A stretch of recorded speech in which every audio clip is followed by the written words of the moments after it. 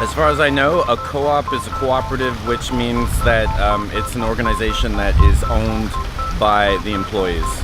So a co-op is cooperative that oftentimes includes work between farms and vendors, or farms and restaurants, or many farms together, sometimes to sell produce in farmers markets or stores. That usually involves a lot of locally grown produce, and sometimes on a much bigger scale, like I believe Land of Lakes is a co-op as well. There's a number of types of co-ops, but generally they're either jointly owned by the members of the co-op, or there's some shared services that they partake in. So Rich mentioned food.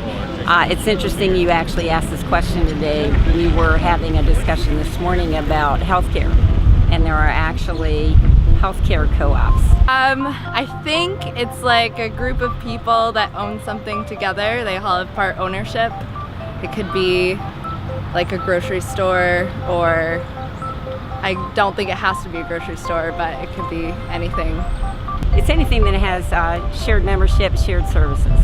But yeah, mostly you hear about them in terms of food and in terms of local small businesses that are mom and pop rather than larger ones, which is always why like Land of Lakes, that sort of thing is surprising. Okay.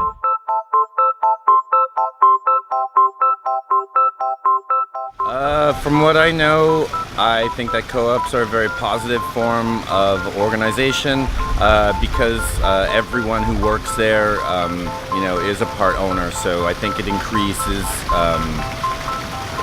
it just increases people's responsibility, and it's a good thing to improve productivity and just make people care about what they're doing. Yeah, if I were to choose between a co-op versus a non-co-op for a product, I usually would choose the co-op, just because when you're utilizing more people, more groups for some sort of product, there's usually a lot more thought behind it, or at least that's the idea, that's the kind of hope.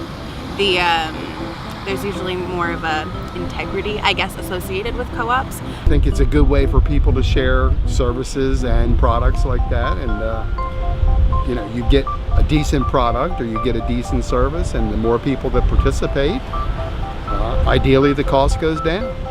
So everybody wins. Yeah, and oftentimes there's also just more information about where it's sourced from, where you can find it, and it just has more of a local, closer knit feeling to it that makes me feel more comfortable, especially in regards to purchasing produce.